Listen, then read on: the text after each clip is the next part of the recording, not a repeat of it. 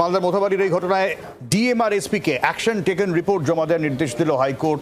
এখনো পর্যন্ত কেন্দ্রীয় হস্তক্ষেপের প্রয়োজন নেই বলে আদালতের তরফ থেকে বলা হচ্ছে।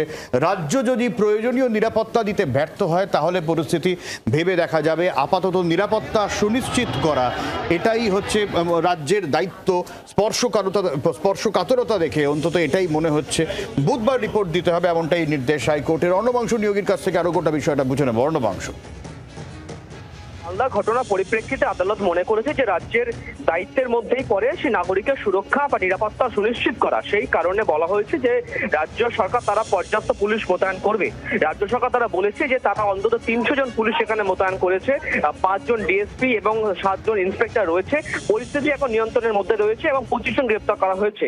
এটা দেখা শোনার পর আদালত নির্দেশ দিয়েছে এটাই যে আগামী বৃহস্পতিবারের মধ্যে রাজ্যকে রিপোর্ট দিতে হবে, অ্যাকশন টেকেন রিপোর্ট। অর্থাৎ ডিএম এবং এসপি তারা রিপোর্ট দিয়ে জানাবে যে পরবর্তী পদক্ষেপ তারা শিখে নিয়েছেন। অনেক ধন্যবাদ অর্ণবাংশ।